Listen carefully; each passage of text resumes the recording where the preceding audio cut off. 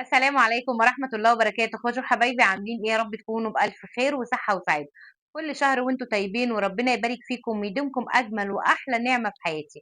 بشكر كل اللي اشترك عندي جديد، وبشكر كل اللي دخل عندي، وبشكر متابعيني الجمال اللي معايا من أول ما فتحت القناة. بحبكم أحلى اخوات في الدنيا، ربنا يا رب يبارك فيكم ويديمكم أجمل وأحلى نعمة في حياتي. حطوا اللايك الجميل بتاعكم اللي من ايديكم الحلوة، اللي دايما بيشجعني، ودايما لما بشوف عدد اللايكات كتير باكون فرحانة جدًا وسعيدة جدًا.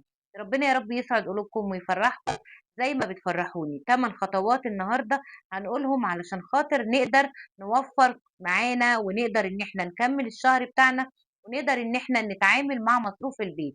طبعًا ستات كتيرة وأنا من ضمنهم، على بال ما بنضبط المصروف وعلى بال ما بنخلّي المصروف يبقى معانا من أول الشهر لآخر الشهر تمام معانا ومضبوط معانا، بنحس إن إحنا عملنا عمل كبير أوي. وكل واحدة بتقول على نفسها والله ده أنا لو مسكت وزيرة مالية أقول لنفسي إيه بقى، ده أنا ما حدش يغلبني، علشان خاطر تحس إنها عملت إنجاز كبير. لأن ما فيش واحدة فينا بتصرف 6000 جنيه في الشهر وبتاخد ال 6000 جنيه. ليه؟ اللي بتصرف 6000 جنيه تلاقيها بتاخد 4000 جنيه، واللي بتصرف بتاخد 6000 تلاقيها بتاخد حاجة بسيطة، اللي تلاقيها مش عارفة المفروض بيتها يمشي ب8000 تلاقيها بتاخد 6000 جنيه، وهكذا اللي بتمشي ب3 بتاخد 2. ما فيش واحدة فينا بتاخد مصروفها زي ما بيقول الكتاب وكمان بيفيد منها. بس إحنا بقدر الإمكان وبتوفيق ربنا سبحانه وتعالى بنقدر إن إحنا نتعايش مع مصروف البيت، وكمان بنوفّر حاجة بسيطة، نجيب جلابية لينا، نجيب بيجامة، نجيب كسوة، نجيب مش عارف إيه، وتبُص تلاقي الست بتشتكي أوي من مصروفها، بس قادرة توفّر لها قرش وقادرة تدفع قسط وقادرة تدفع ده وقادرة تدفع ده بعون الله سبحانه وتعالى. النهارده هنقول 8 خطوات نقدر إن إحنا نوفّر منها. عايزة أقول لكم إن أي حاجة في حياتنا بنبتديها هي التخطيط. لازم نكون عندنا تخطيط لحياتنا، لازم ما نمشيش في حياتنا جهجهون كده وخلاص. يعني إيه؟ يعني نمشي كده و ونسيّر الأمور وزي ما ترسي دُقلها. اللي بتعمل كده بتيجي اليوم 10 في الشهر وتلاقي المصروف خرب منها. يعني لو ما عملتيش تخطيط كويس للشهر بتاعِك بتلاقي الدنيا فرطت منِّك. أول حاجة تسمّي الله وتصلّي على الرسول، وبنطلّع صدقة ولو بسيطة، وأنا هاعمل لكم فيديو بعد كده علشان أورّيكم فضل الصدقة علينا عامل إزاي، وأورّيكم قد إيه الصدقة مهمة في حياتنا، ونطلّعها إزاي وبطريقة إزاي، وحاجات بسيطة هتفرق في الحياة بإذن الرحمن. بس خلّينا في فيديو النهارده. طلّعنا الصدقة، قسّمنا المصروف بتاعنا. في ناس بتقسّمه على 4 أسابيع. طَب أنتِ يا مدام زينب بتقسّميه إزاي؟ أنا باحب أوي أقسّمه على 3 أسابيع. بعد طبعًا ما باطلّع الحاجات اللي أنا عايزة أجيبها، ومن ضمنيهم باعمل ظرف لوحده لفلوس الأنبوبة. مهم جدًا عندي الموضوع ده.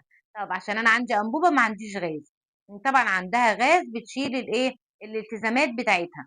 طيب أنا باقسّمه على 3 إيه، على 3 أُزرُف، 10 أيام، 10 أيام، 10 أيام. ده بيكون أفضل من إن لمّا تعمليه بالأسبوع. بالأسبوع تحسّي إن الأسبوع بيجري على طول، وتلاقي فيه في آخر الشهر 4، 5 أيام فروقات الأسبوع. دول بيفرقوا معاكِ جدًا. بتيجي ال4، 5 أيام دول بتحسّي إن الشهر معاكِ، أنتِ الشهر خلص والمصروف خلص والشهر لسه ما خلصش. الأيام ال4 أسابيع خلصوا بتاعة الأُزرُف بتاعتِك، بس في كام يوم زيادة مش عايزين يخلصوا، اللي هو بتاع 28 و29 و30 و31. ال4 أيام دول بيعجّزوا معاكِ أوي. فأنا اكتشفتهم بعدين، بعد إيه بقى، بعد ما قعدت أقول في 4 أيام، وآجي بعدها يعني آجي ساعتها أفضل قلق لو يا بوزي بقى وأقول ما معييش والحكاية والرواية. عرفت بقى إن أنا أعمل إيه، إن أنا أعمل 10 أيام، 10 أيام، 10 أيام، عشان كده أكون إيه، زي ما بيقولوا محزّمة الشهر صح. متفقين؟ يبقى دي أول إيه، تاني حاجة نعملها بعد الصدقة، وإن إحنا نضبّط المصروف بتاعنا ونقسّمه. طب هنيجي هنا لتالت حاجة إن أنا أعملها. هاعمل إيه بعد ما أنا عملت كل الكلام ده؟ أول 10 أيام هاكتب menu مهم بقى. موضوع المنيو ده، هاكتب منيو 10 أيام. طبعًا إحنا بننزّل على القناة، والقناة التانية فضفضة مع الزينب هاسيب لكم اللينك بتاعها في أول كومنت مثبت. بانزّل برضه فيها منيوهات. هتختاري المنيو اللي يعجبِك، هتنقي منهم 10 أكلات وتكتبيهم بورقة وقلم كده، وخليكم بس معايا ما تروحوش في حتة تانية، وتكتبوا المنيو كده 10 أكلات تكتبيهم معاكِ، وتكوني ال10 أكلات دول عاملاهم على قد الظرف اللي أنتِ عاملاه. هتنزلي تجيبي ال10 أكلات بتوعِك دول، هتجيبيهم بالتوابل بتاعتهم، بالملح، بالطماطم، بالفلفل، بصابونِك، بإريال، بكل ما هو في ال10 أيام اللي هتجيبيه. معاكِ مثلًا بتستخدمي في المنيو دوًّا 7 أكلات للرز، أنا باخد نُص كيلو كل يوم مثلًا جزافًا يعني، باخد نُص كيلو كل يوم يبقى هو نُص كيلو رز في ال10 أكلات في ال7 أكلات هيبقى مثلًا 3 كيلو ونُص. وتعملي إيه بقى، هتعملي الرز وأنتِ بتجيبيه تقولي له أنا عايزة 7 أكياس رز، كل كيس نُص كيلو، أنا عن نفسي باستخدم كيلو إلا ربع رز، أمّا باجي أجيب باقول له لو سمحت أنا عايزة 7 أكياس رز، كل كيس كيلو إلا ربع. ليه؟ علشان لو هاجيب كيلو، الربع كيلو ممكن يتهدّر منّي، ممكن بنتي قامت عملت، ممكن ده قام عمل، مش عارفة إيه، تبُصّي تلاقيه اتهدّر معاكِ، إنّما لمّا تجيبي الحاجة بمقدار مضبوط يبقى تجيبي الحاجة صح، يبقى أهم حاجة أكتب طلباتي من رُز لمكرونة لشعرية لتوابل لصابون، لصابونة بريحة، لكلور، لسلك مواعين، كل ما هو طلبات، أجيب طلبات ال10 أيام. الحاجة اللي بعدها هانزل مرّة واحدة، أجيب الطلبات بتاعتي أو على مرّتين بكتير جدًا، مش أكتر من كده، النزول كتير بيخلّيكِ تصرفي كتير، طالما معاكِ المصروف بتاعِك بالشهر أو بالأسبوع يبقى هي تنزلي مرّة واحدة أو مرّتين علشان خاطر كتر النزول بيخلّيكِ تبدئي تقولي إيه الحاجة دي رخيصة أنا هاجيبها، الحاجة دي مش عارفة إيه أنا هاجيبها، يعني مرّة كنت نازلة أنا وبنتي كان من كام يوم، فلقيتها بتقول لي إيه: "يا ماما بُصّي أنا جِبت ده ب10 جنيه، وجِبت ده ب30 جنيه والله سعره حلو أوي ده ب15 جنيه، وجِبت ده وجِبت ده." لمّا جينا طلعنا بتقول لي: "إيه ده أنا صرفت 300 جنيه، هو أنا جِبت إيه ده أنا جِبت حاجات كتير رخيصة." فقعدت عدِّت الحاجات اللي هي جابتها لقيت نفسها صرفت 300 جنيه، فبصِّت هي اتصدمت وحسيت إنها زعلت، ليه؟ ما هي ما كانتش عاملة حسابها إن هي تصرف الفلوس دي، فعايزة أقول لِك إن كتر النزول بيخلّيكِ تصرفي حاجات كتير. نيجي هنا بقى للنقطة الخامسة المهمة أوي، هي كرتونة الأزمات، دي كرتونة دي لازم تتعمل معاكِ كل شهر، إحنا كنا بنعملها على دخول شهر رمضان، عجبتني الفكرة من دخول شهر رمضان إن إحنا بنيجي من شهر رجب وبنفضل نحوّش في الكرتونة، أدي باكو شاي، أدي كيسين مكرونة، والناس بتبقى فرحانة أوي بالموضوع ده، بتبقى فرحانة أوي إن هي جات دخلت على شهر رمضان وعملت كرتونة، يبقى أنا ليه ما أعملش الموضوع ده طول الشهر؟ يعني بمعنى إيه، أنا نازلة النهارده وكتبت menu ال10 أيام بتوعي، وخدت الظرف بتاعي فيه فلوس ال10 أيام، وطبعًا هاشيل منهم 100 جنيه أو 200 جنيه، يعني مثلًا لو عاملة ال10 أيام 700 جنيه، هاشيل 200 جنيه في الكيس وهاصرف ال500 جنيه، بس يبقى معايا ال200 جنيه. طيب هاخد هنا مثلًا وأنا باجيب الحاجات ب500 جنيه هاخلّي لي 50 جنيه على جنب، هاجيب بيها حاجات إيه، للكرتونة، هاجيب إيه مثلًا بال50 جنيه، هاجيب بيها مكرونة، هاجيب بيها كلّها مكرونة، كيس المكرونة فيه ب8 جنيه، وفيه ب10 جنيه، وفيه ب12 جنيه، يبقى نخلّي خير الأمور الوسط، هنجيبه من أبو 10 جنيه، مع إن لو تسأليني أنا كزينب باجيبه من أبو 8 جنيه، والله على ما أقول شهيد، بس هاقول لكم هاتوه أنتم من أبو 10 جنيه، عشان هتطلع واحدة أمورة كده هتقول لي بتجيبي الأسعار دي منين، هاقول لِك هاتيها من عند إيه، من عند محلات أمان، المحلات بتاعة أمان والله العظيم بتبيع الكيس المكرونة ب8 جنيه. طيب هتجيبي بال50 جنيه 5 أكياس مكرونة، 5 أكياس مكرونة صنّفيهم بقى سباكيتي، أقلام، تحمير، شعرية، زي ما أنتِ عايزة. يبقى أنا كده أول 10 أيام جبت بيهم مكرونة، ال10 أيام التانيين هاعمل إيه، هاجيب مثلًا باكو شاي اللي هو ب10 جنيه، هاجيب برطمان التوابل اللي أنا باجيبه الفوري أبو 10 جنيه من عند أمان، بتجيبيه من محلات العطارة ب15 جنيه، هتجيبي مثلًا توابل، هتجيبي شوفي اللي أنتِ عايزاه بال50 جنيه، هيبقى عندِك كرتونة اسمها كرتونة الأزمات، دي لازم تكون موجودة، لازم تكون موجودة. نفس النظام هاعمل في الفريزر 10 جنيه كل 10 أيام هتبقى معايا برضه نفس الموضوع، ب10 جنيه خضرة، ب10 جنيه بصل، ب10 جنيه كل مرة هانزل فيها أخلّي 10 جنيه معايا أجيب بيها حاجة أشيلها في الفريزر، علشان خاطر لازم يكون عندي حاجات توفير تكون معايا علشان خاطر آخر كام يوم في الشهر دول بيكونوا صعبين عليّا جدًا.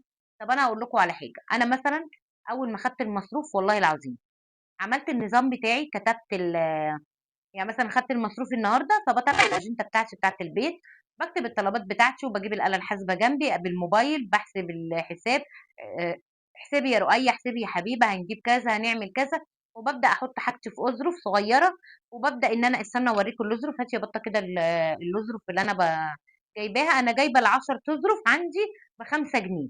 بصوا يعني ادي، بصوا هنا انا كاتبه ايه الاسبوع الثالث، يعني انا ما كنتش ناويه اصورها لكم اساسا. وهنا بحط الايه الفلوس بتاعتي. طيب هنا مثلا اهو الاسبوع الاول نفس الموضوع. ده طبعا استخدمته خلاص، بس برجع تاني استخدمه. طيب هنا بحط فيها ايه الاظرف بتاعتي. طيب خلاص انا كده عملت حسابي. بصيت لقيت جالي عندي ضيوف قعدوا عندي يومين. طب انا كنت عامله منيو على اساس ان انا هعمل 10 ايام. طب انا كده زودت مثلا في كميه الرز، زودت في المكرونه، زودت في الطبيخ بتاعي.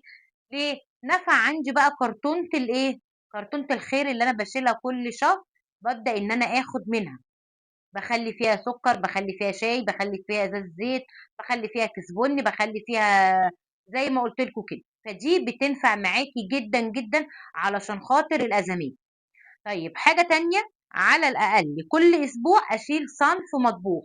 يعني إيه؟ يعني أنا مثلا النهاردة أنا بطبيعتي بجيب نص كيلو بامية في الطبيخ، بطبخ النص كيلو بامية بتاعتي. فبعمل إيه؟ المفروض إن أنا بدل ما أجيب نص كيلو بامية هجيب كيلو من بامية، هطبخ كيلو بامية. أعمل إيه بقى؟ أحط النص كيلو بتاعي عادي، والنص كيلو أنا عندي علب بلاستيك كده، جايبة العلبة ب 12 جنيه ونص. بفضي فيها قيمة النص كيلو مطبوخ، وبشيله في قلب الفريزر، بعمل ركن كده علب في الفريزر. دي بتبقى حاجات مطبوخة عندي علشان خاطر بيجي عليا. عديت مثلا أول 20 يوم بقى وبيجي عليا ال10 أيام التانيين، أبدأ إن أنا أطلع صنف أو صنفين أو 3 من الحاجات اللي أنا طبخاهم. يعني أطلع مثلا علبة البامية واعمل جنبيها شوية رز وحبة شوربة لسان عصفور من الشوربة اللي انا شايلاها، وامشي اليوم بتاعي.